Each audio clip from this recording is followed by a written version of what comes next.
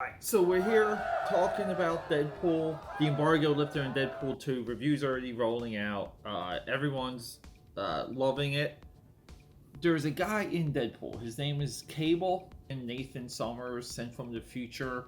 Apocalypse took over his future, kind of Terminator-ish, but he's coming back to stop Apocalypse. He runs into a bunch of teenagers, New Mutants, 87, cue that up. Runs into a bunch of teenagers, they have powers, he radicalizes them, and then they become X-Force. In the movie, Deadpool forms X-Force. Now, does that take away from X-Force? It does. Knowing who Cable was growing up, okay? It was a lonely life knowing who Cable was growing up. You had to be one of the only kids in your class that went to the comic store every Friday, and then it became every Wednesday. But yeah,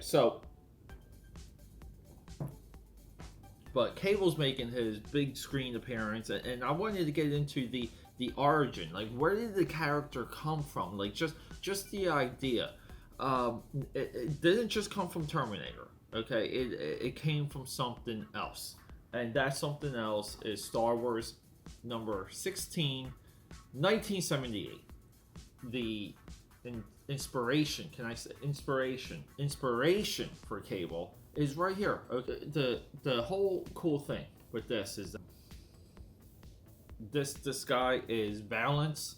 He's hunting a green rabbit and scantily clad Barbarella chick looking for Han Solo. But yeah, young Rob Liefeld, your artist here and co-creator of both of these cats. Rob Liefeld, co-creator, is a comic book genius. He must have read this book in his youth. Rob Liefeld was born in 1967. This was published in 1978.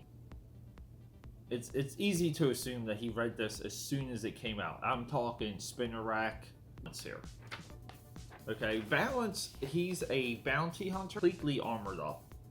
And he's a bounty hunter, and he has a ragtag team of bounty hunters. And in this issue, this is where some of the Star Wars comics got weird in the 70s, but it was the 70s.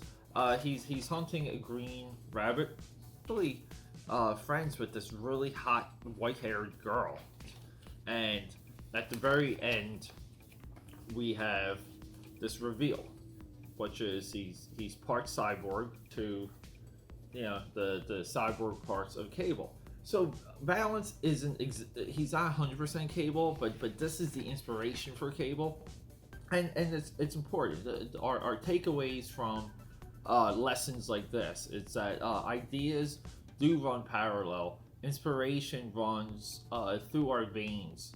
When as creators you sit down to do something, and a lot of times it's whatever comes out, and what's on the tip of your brain a lot of times resonates from our youth, and we shouldn't really be afraid to embrace that. Rob Liefeld didn't steal Valance. He was inspired by Valance. He was driven by the idea of a character like this, and to perfect it.